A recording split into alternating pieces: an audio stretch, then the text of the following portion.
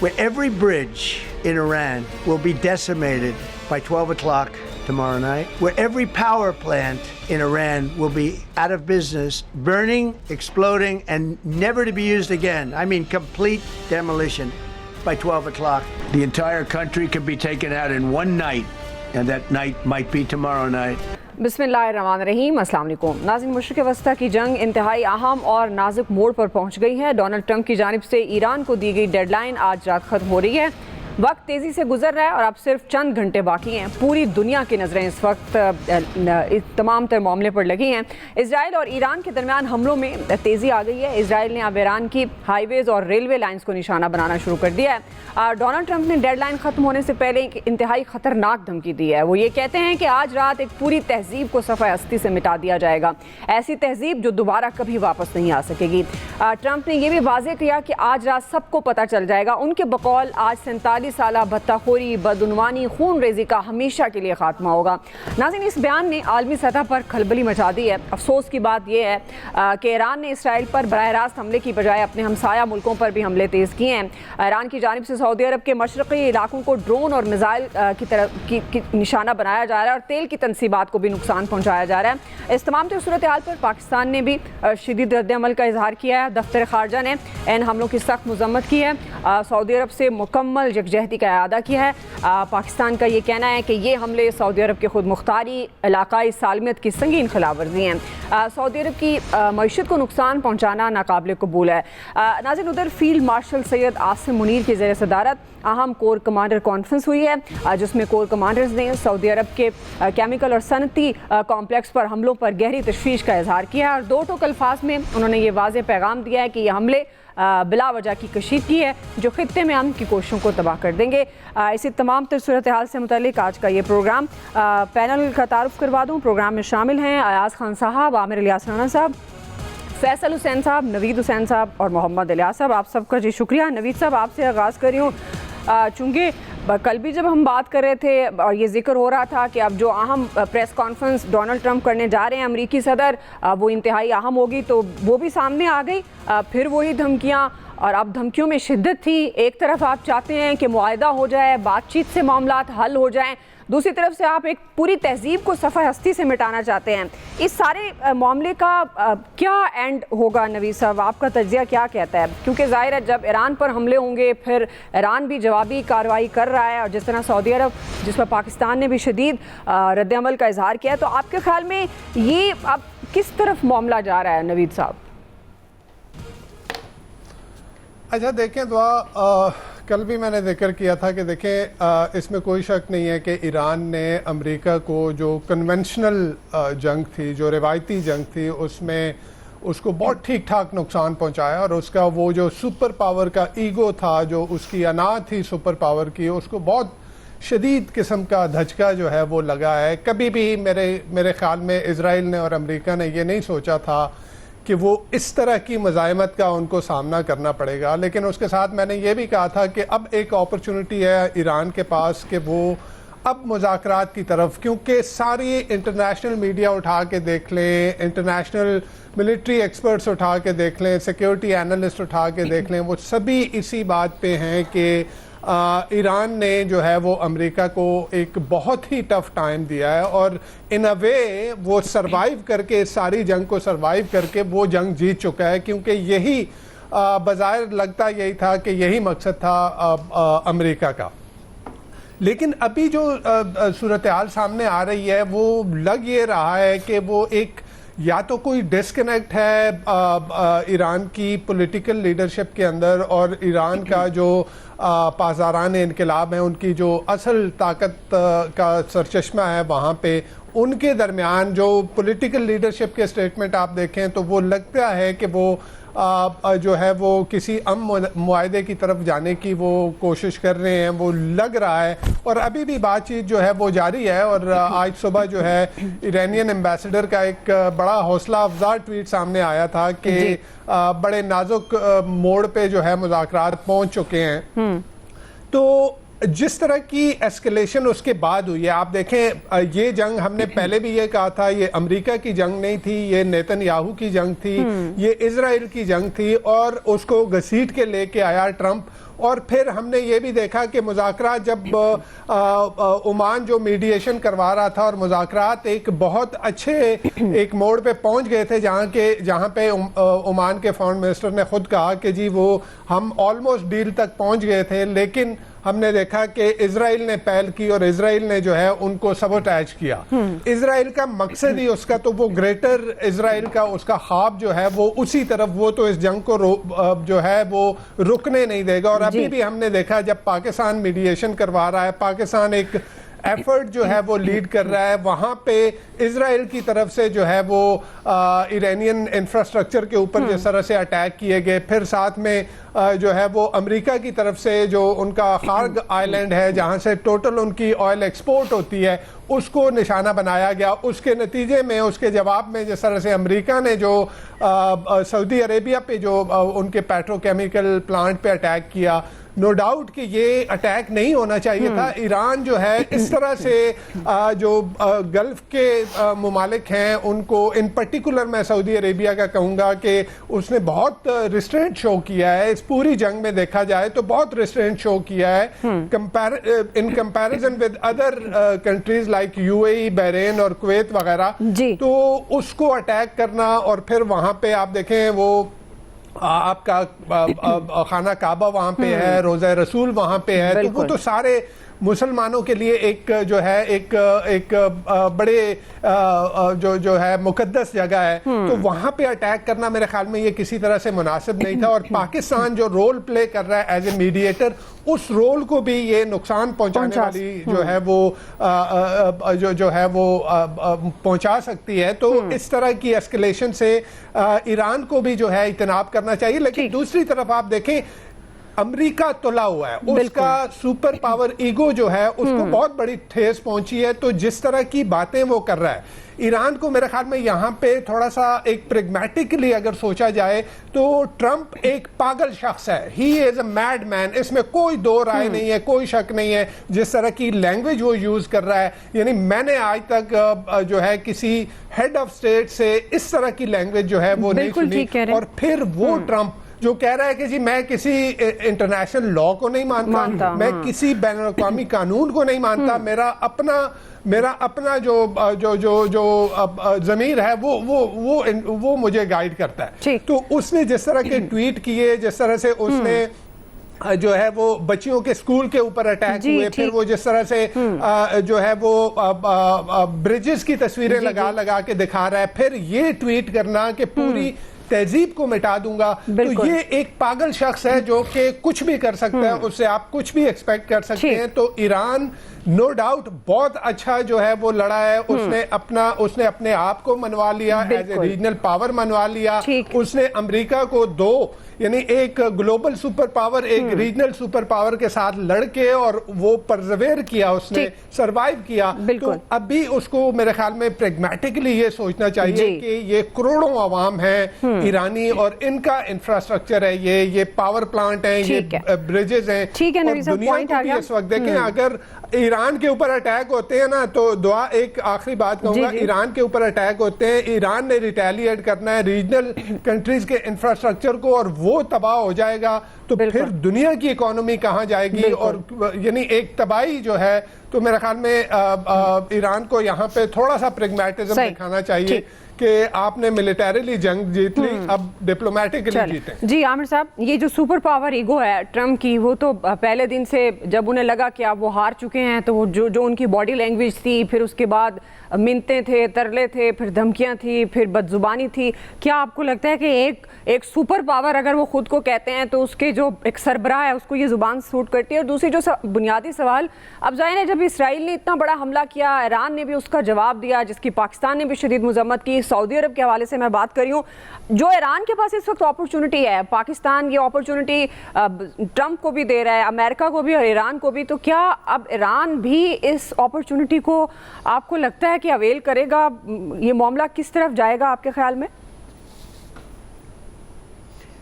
सद्दाम हुसैन हुआ करते थे, वो अकेले थे और कहते थे कि हम जंगों की माँ लड़ रहे हैं, और वो फिर निकली ज़ेरे ज़मीन एक टनल में से, और उसको दाढ़ी बड़ी भी थी, और उसको अमेरिकन से एक चूहे की तरह बिल में से खींच के ले आए। ये अपने मुल्क की तबाही करा के चला गया। अब यहाँ पासदाराना इनकलाब, बहुत बड़े इनकलाबी होंगे, सब कुछ है, लेकिन हकायक तो कुछ और है ना, कि ईरान की मलिया मेट करा लिया इंफ्रास्ट्रक्चर। मैं अभी बात कर रहा था, पाकिस्तान के जो सफ़ीर वहाँ पे थे वो भी 2-3 दिन पहले, अब आखिरी लोगों में आगे, लेकिन हमारे डिफेंस ताशी वहीं है अभी। तो बात कर रहा था, तो इन्होंने ऐलान कर दिया था कि इतवार से सिवाय स्कूल यूनिवर्सिटी के बाकी सारा ईरान तेहरान जो है नॉर्मल कर देंगे। उन्होंने एक रेलवे स्टेशन लाइन नहीं छोड़ी, अमेरिका और इसराइल ने मिल के पूरे तेहरान में और इधर गिर्द, कि तुम चल के दिखाओ। यानी या तो ये होना कि आपकी बढ़के हों, आपका अमल हो। ये हम बिल्कुल एक मुसलमान मुल्क के तौर पे हम मुसलसल यही बात कर रहे थे कि जी बड़ा अच्छा है, जवाब दे रहा है, लेकिन एक्चुअली क्या है, क्या इसराइल को इस तरह का नुकसान हुआ? नहीं हुआ। अमेरिका की तरफ तो गए नहीं, कल भी बात हो रही थी, उनको वो $1 ट्रिलियन यहाँ पे लगा के कितने अफगानिस्तान में चले गए, वो अपनी वहीं पे बैठे हैं। उन्होंने पहले भी तोरा बोरा बनाया यहाँ पे, वो चले गए, एंड पे छोड़ के $7 अरब का असला लेके, और वो निकल गए कि भागो यहाँ से। फिर वो पीछे जो एजेंट रह गए थे उनको जहाज़ों में देखा आपने कि वो जहाज़ों के पहियों पे से लटके हुए भाग दौड़ रहे थे अफगानी, कि किसी तरह हम भी यहाँ से निकल जाएं, कि कहीं तालिबान हमारे साथ क्या करेंगे। आज तेहरान के अंदर जो क़यादत बैठी है, क्या वो डिस्कनेक्ट है उन 30 लोगों से जो पासदाराना इनकलाब के हिसाब से, जो एक मैंने 2-3 हफ्ते पहले बताई थी कि एक पूरा सिस्टम उन्होंने जून के बाद इवॉल्व किया कि किस तरह हमने जवाब देना है। बहुत अच्छी बात है आप स्ट्रेटेजी करें, लेकिन ये क्या स्ट्रेटेजी है कि जून में वो हमला करें तो पहले दिन आपके तमाम मिलिट्री जर्नैल मार दें और एटमी साइंसदान मार दें। इस दफा आपके रहबर को मार दें, मेन लीडरशिप को मार दें, और जवाब में हम सिर्फ नारे सुने। ये मैंने दुबई में भी चेक किया लोगों से, वहां पे वो बेचारे टैक्सी ड्राइवर या कोई ज्यादातर वो निशाना बने हैं जब मलबा गिरता है नीचे। ठीक है, गोरा निकल गया वहां से, सब कुछ उनकी जो मिथ बनी थी तबाह हुई, लेकिन उनका इंफ्रास्ट्रक्चर भी कायम है और उनका सिस्टम भी इवॉल्व है। यही कुछ सऊदी अरब में हो रहा है। अच्छा, अब क्या था, जब सबको पता था, कल सदर ट्रंप ने तकरीर भी की, सब कुछ किया, और वो ये भड़क मारने के आदी हैं। ये ईरानी क़यादत को भी पता है। पाकिस्तान जो मीडिएशन कर रहा, जिसको आज भी इराकी कतरी वजीर खारजा ने भी कहा, चाइना रशिया पहले दिन से हमारे साथ खड़े हुए हैं, बिल्कुल वो कोई छोड़ के नहीं गए, वो पाकिस्तान की इस मीडिएशन को समझ रहे थे। अमेरिका हम पे ट्रस्ट कर रहा था। अब इसराइल जिसकी हरकत पे नेतन्याहू के ऊपर बना के ये हमला किया गया, क्या हमें नहीं पता था? पहले भी हो रही थी बात कि वो साजिश करेंगे। जिस दिन सदर ट्रंप ने पहले कहा था कि इस किस्म की तनसीबात पे हमला नहीं करना, इसराइल ने किया। अब फिर उन्होंने किया, और जवाबन क्या हुआ? जो इसराइल चाहता था। आपने जाके सऊदी अरब की उन तनसीबात पे हमला किया, जो भाई आप या तो अमेरिकन जो अड्डे हैं ना, उन पे तो हम भी नहीं बात कर रहे थे कि ठीक है आप जवाब दे दे, उनके ऊपर समझाया भी था कि भाई इस किस्म की हरकत ना करें।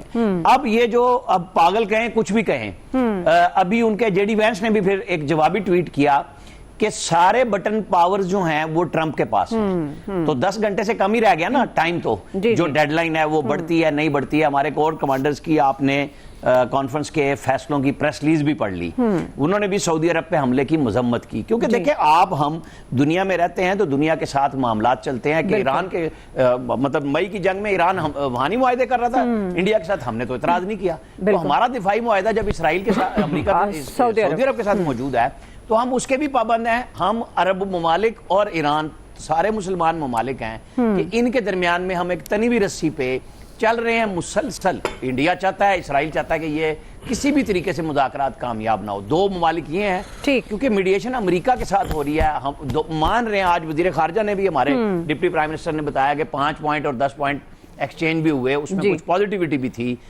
ईरानी सफीर ने भी सुबह ये बात कही, लेकिन अब क्या हुआ, जो जवाब दिया गया, क्या ख्याल है कि ये अकल मानती है कि भाई अगर आप कुछ करना ही चाहते हैं तो आप मौका तो देना अमन के लिए, जो पाकिस्तान कोशिश कर रहा है। आपने सबको एक लाइन में लगा दिया। मैं तो बार बार कहूंगा कि अल्लाह ताला ये जो अकल दे और ये मुसलमानों के दरमियान में मजीद रिफ्ट ना बढ़े और मामलात बेहतर हों, किसी भी तरीके से अमन की तरफ जाया जाए। बिल्कुल जी। क्विकली नाज़रीन ब्रेक ले लेते हैं, ब्रेक से वापस आएंगे, यहीं से कंटिन्यू करेंगे।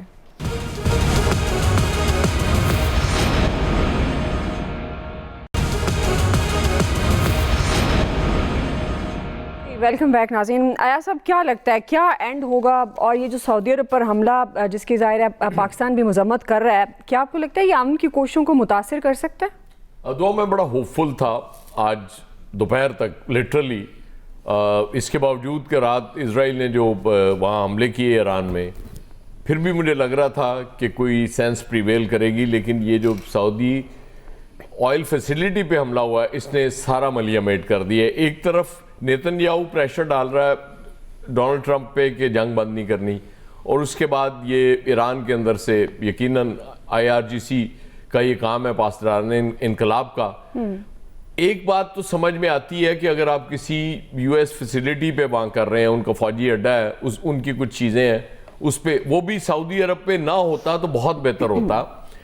फिर सबसे बड़ा काम ये सऊदी अरब ने किया कि उसने अपनी सरजमीन इस्तेमाल नहीं होने दी ईरान के खिलाफ। इसका लिहाज कर लेते, वो बाकी चीज़ें वो बता दी आपको नवीद साहब ने भी और राना साहब ने भी कि कितना मुकद्दस है हमारे लिए वो सरजमीन, कितनी मुकद्दस है, और यकीनन वो ईरानियों के लिए भी मुकद्दस है। ऐसी बात नहीं कि सिर्फ वो सारे मुसलमानों के लिए मुकद्दस है। उसके बाद ये करना ये बहुत बड़ा जुल्म और ज़्यादती है। ये जंग अब मुझे नहीं लगता कि अब रुकेगी।